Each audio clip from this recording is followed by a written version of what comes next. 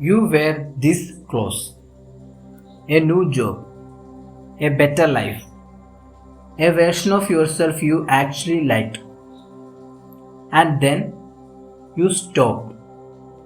Not because you failed, not because you were not good enough, but because something deep inside your brain deliberately pulled you back. This is not about motivation. This is not about discipline. Your brain genuinely believes your success is dangerous. And until you understand why, it will keep winning. Most people think self-sabotage is weakness. They think it means you don't want it badly enough. So they push harder, work longer, try more, and they sabotage themselves again. Because the problem was never effort. The problem is that your brain has been running a program, one you didn't write, that treats your own success as a threat. And today, we are going to find exactly where that program came from and how to rewrite it. Here's what actually happening inside your brain. Your brain has one primary job: keep you alive. Not happy, not successful, alive. And to do that job, it builds a model of who you are. Your habits, your patterns, your identity. Everything familiar feels safe. Everything unfamiliar feels like a threat. Now, here's where it gets interesting. Success, real success, requires you to become someone different. A different routine, a different mindset, a different identity. And your brain reads that change the same way it reads danger. Psychologists call this identity threat. Your brain is not sabotaging your goals. It's protecting the version of you it knows. The problem is that version is no longer who you want to be. I want to tell you about someone. Let's call her Meera. Meera had worked 3 years for one promotion. Late nights, missed weekends, every sacrifice you can imagine. And then she got it. The title, the salary, the office. Everything she had worked for. For 2 weeks, she felt incredible. Then something shifted.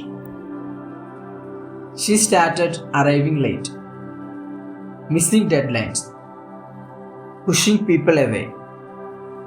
Within 6 months, she had quietly destroyed everything she built. She thought she was lazy, ungrateful, broken. But that was not it at all. The moment she succeeded, her brain panicked. This new Meera, confident, successful, respected, felt like a stranger.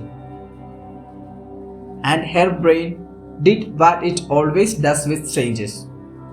It pushed her away. Meera was not self-sabotaging because she didn't want success. She was self-sabotaging because her brain didn't recognize success as home. Here are 3 shifts that work. Not motivation hacks, not discipline tricks, real psychological shifts. Shift 1. Recognize the pattern. not the behavior.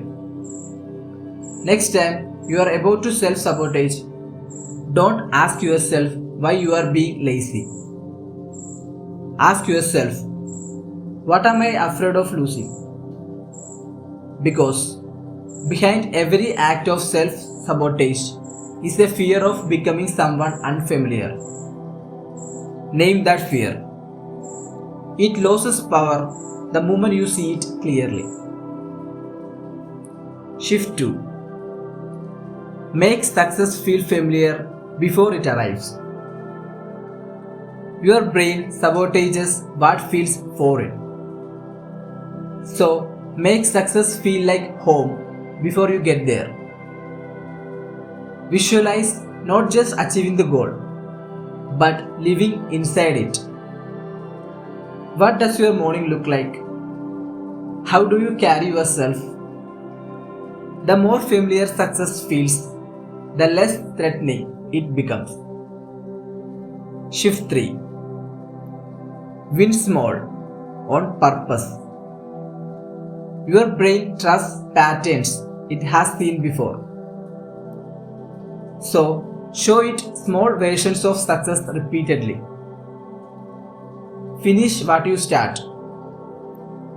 Keep promises you to yourself. Every small win tells your brain one thing. Success is safe. Success is safe. Success is safe. Your brain is not your enemy. It never was. It was just trying to protect you, using the only map it had. A map drawn from your past, your fears, your old identity. But maps can be redrawn. Identities can be rebuilt. And your brain, the same brain that kept pulling you back, is also the most powerful tool you have for moving forward. You don't need to fight it. You need to show it a new definition of safe. Success is safe. Growth is safe. The new version of you is safe. If this video helped you see yourself a little more clearly today, share it with someone who needs to hear it. And if you want to understand your mind better every single week, subscribe to The Refined Mind. I will see you in the next one.